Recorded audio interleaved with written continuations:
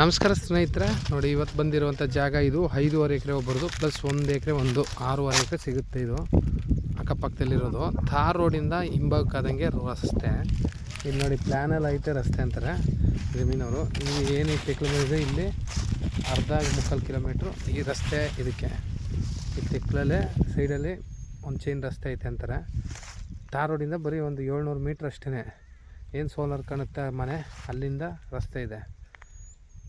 ಇದು ಟೌನಿಂದ 1 kilometre 2 kilometre ಇಲ್ಲಿಗೆ ಲಪ್ಪನಹಳ್ಳಿ ಅಂತ ಬರುತ್ತೆ, ಅಲ್ಲಿಂದ 2 ಕಿಲೋಮೀಟ್ರು. ಇದು ಬೆಂಗಳೂರಿಂದ 155 ಕಿಲೋಮೀಟ್ರ್ ಆಗುತ್ತೆ, ಮೈಸೂರಿಂದ 90 ಕಿಲೋಮೀಟ್ರ್ ಆಗುತ್ತೆ. ಒಳ್ಳೆ ಪ್ಯೂರ್ ರೆಡ್ ಮಣ್ಣು. ಹನೂರು ತಾಲೂಕಿಂದ ಒಂದು 8 ಕಿಲೋಮೀಟ್ರ್ ಜಾಗಕ್ಕೆ. ನೋಡಿ ಮಣ್ಣು ಮಾತ್ರ ಪ್ಯೂರ್ಲಿ ರೆಡ್ ಮಣ್ಣು. ಒಳ್ಳೆ ಜೋಳ ಬೆಳೆದಿದ್ದಾರೆ, ಮಳೆಗೆ ಬೋರ್ ಹಾಕಿ ನೀರು ಹಾಕ್ತವೆ. ಒಳ್ಳೆ ವ್ಯೂ ನೋಡಿ, ಸುತ್ತ ಬೆಟ್ಟಗಳು, ವಿಲೇಜ್ ಹತ್ರ ಎಲ್ಲ ತುಂಬ ಚೆನ್ನಾಗಿದೆ ಜಾಗ ಮಾತ್ರ. ಸುತ್ತ ಬೆಟ್ಟ ಗುಡ್ಡಗಳು. ಇವರು 26 ಲಕ್ಷ ಹೇಳ್ತಾರೆ ಎಕರೆಗೆ. ಕೂತ್ಕೊಂಡ್ರೆ ಸ್ವಲ್ಪ ನೆಗೋಷಿಯಬಲ್ ಇದೆ. ಜಾಗ ಮಾತ್ರ ತುಂಬ ಚೆನ್ನಾಗಿದೆ. ಇದು ಒಬ್ಬರದು 1 ಎಕರೆ ಈ ಕಡೆಗೆ. ಏನೋ ಜೋಳ ತರದಿದ್ದಾರಲ್ಲಿ, ಆ ಜೋಳ ಕಟಿಂಗ್ ಮಾಡಿದ್ರಲ್ಲ, ಅಲ್ಲಿಂದ ಒಂದೇ ಬಾಕ್ಸಾಗಿ ಹಿಂಗೆ ಬರುತ್ತೆ.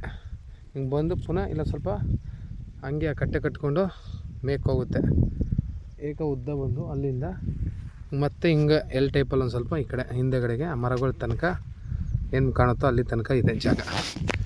ನೋಡಿ ಸುತ್ತ ತೆಂಗಿನ ಮರ ಹಾಕಿ ತುಂಬ ಚೆನ್ನಾಗಿದೆ.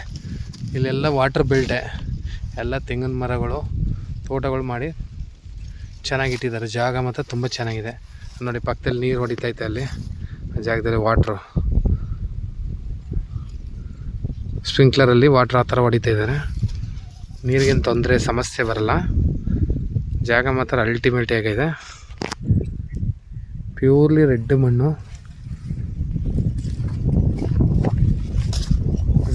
ಇದು ತುಂಬ ಚೆನ್ನಾಗಿದೆ. ಅಕ್ಕಪಕ್ಕದಲ್ಲೆಲ್ಲ